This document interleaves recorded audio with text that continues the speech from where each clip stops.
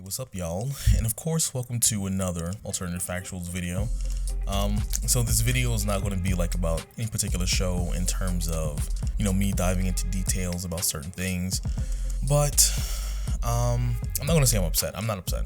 It may sound like it a little bit, but I guess, and not necessarily realize, I always known this, but just a realization on how split sometimes the comic book community can be sometimes, and how people can be so oblivious to things when it comes to comic books and comic book movies and series and all that stuff. So before we dive into anything for today, please be sure to like, share, and of course subscribe. Leave your comments down below. Let me know what you're thinking. Let me know what you're feeling. And without further possible ado, let's kind of just dive into today's video. So we already know we have the Falcon and Winter Soldier that came out. I enjoyed the first episode. It wasn't supposed to be super duper, it was action packed actually, in terms of the first half of the episode, the first quarter actually. But the show, it's building slowly, pretty much like WandaVision. So even though there's a small amount of episodes, for the most part, you already know Disney is not going to just throw you into something without kind of telling backstories in terms of what they're trying to do and the efforts they're trying to make.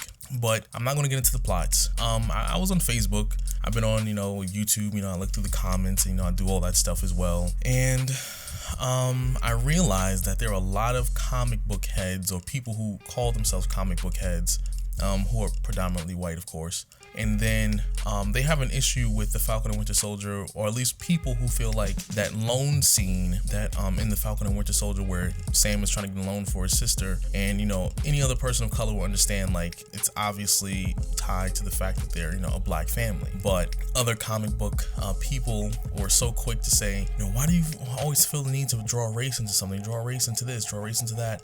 It had nothing to do with that. Well, to be quite honest, when you even read the comic book where Sam Wilson actually took up the mantle of Captain America, it was very much about race. It wasn't as blatantly honest, not necessarily blatantly honest, I wouldn't even say that. It wasn't as so obvious to mention, okay, he's black, and then, they don't want a black person. They was just trying to say he's not good enough. Because, you can't necessarily say stuff, I won't say you can't, but, Disney, Marvel, they would not necessarily outwardly say it in plain words, I don't want a black person to be Captain America, another character to say that, but they will hint and suggest that thing, saying okay, we don't want this character of this particular look or ethnic background to, be Captain America, or if they want to show, for example, inequality, racial inequality, they'll do it in very subtle ways that won't necessarily, get them in hot water, because it's still Disney at the end of the day, and they're trying not to step on too many people's toes. But that scene in general, I guess the scene itself doesn't bother me, because that's a reality that we actually happen to live in, but people just don't understand. It was okay, I'll give you a prime example. So in WandaVision, for example,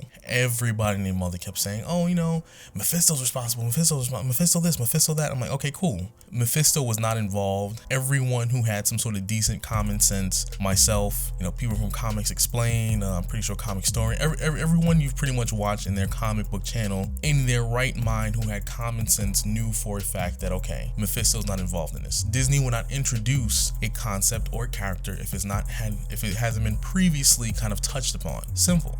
So it wasn't Mephisto. We knew it was Agatha Harkness, and then they brought Vision back, whatever. We already know how that went. So here we are in a show that literally is about a black man being a superhero, and another dude who is basically traumatized, who's Captain America's best friend, and he's trying to recover from trauma. And it's hard for people to see that they were talking about racial disparity in these kind of, in the world that we live in, when in reality that's the world that we do live in. And comics have always shown, political and, personal beliefs depending on who is writing the story. That's pretty much why comics were invented back. Superman was a part of the, the Cold War, for example. They've written stories literally including superheroes regarding political things. So let me break down that scene for all of you who don't quite understand how it's related to his race. Now, I'm oversimplifying this obviously, but when you go for a bank loan, they check your credit, obviously, your any kind of, payment history you have, as well as your employment, to make sure, one, you have a history of paying back things that you're supposed to pay back on time. Two, to make sure you have the money to pay it back. And three, also to make sure you're making consistent income, so that way you're more likely to keep up with those payments with interest, right? So Sam, when he went to the bank with his sister, Sam, like the banker said, he said it himself, Sam was pretty much the perfect applicant. He's had history of paying things the way he was supposed to. He had government contracts before the snap, and then he had government contracts. He was employed. Now, okay, so here we are a little bit later. Well, here we are now. So the banker denied him the loan, even though he's a perfect banker. And then his excuse was, well, for the last 5 years, you weren't working, you weren't anything. Well, in reality, he didn't even exist, just like half the population on the planet. So they're trying to hold something against him that he had absolute no control over, and that literally half of the earth was dealing with. I'm pretty sure that banker might have been snapped out of reality, or he knows someone who was snapped out of reality. I'm sure of it. So what does that tell you? What tends to happen in the real world is that banks, not just banks, even the housing market, because there have been numerous stories of minority families, whether it be Black, Latino, whatever the case may be, their ethnic background, if they were not of Caucasian descent, they can go apply for a loan or try and buy a house. And I'll even put in the housing, situation, because that's a story that has happened to a family recently, actually. And they go for a house, they put in the application, obviously their ethnic background. The person, the broker who's selling them the house, they're selling the house at a higher price to them. And fortunately, the couple were very close to another group of white friends, so they had a suspicious feeling like something was off. So their friends went to go see that same house, that same broker, and then guess what? The house was magically cheaper for them, but not for the minority couple. So moving back to the story,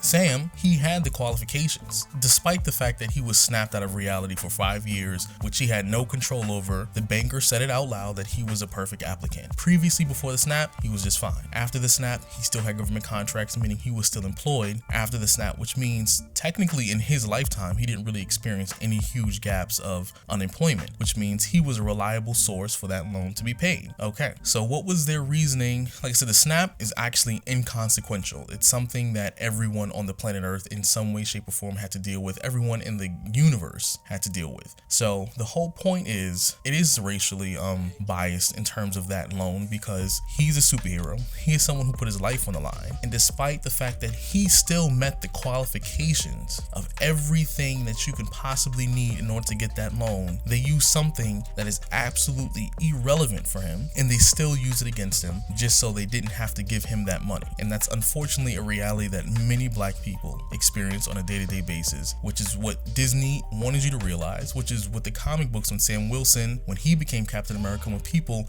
rioted in those streets saying that they didn't want him to be Captain America, that's what Marvel wanted you to realize. This is just a reality that we live in. And if you can't see that, if you're someone who said, I'm into comic books and I feel like it's too political, trust me, you don't want to know what the X-Men represents. You don't want to know what half the comics that you are so in love with, the reason that they were even created for. So if you feel like you fall on that spectrum and somehow you're still very ignorant to the fact that comic books and even that particular show was meant to put things like that into light, or to talk about the problems in this world that we live in, then you're definitely part of the problem. But let me know your thoughts and opinions in the comments down below. And if you're new to the channel, please be sure to like, share, and of course subscribe. Leave your comments down below, and I hope to see you later on. Peace out.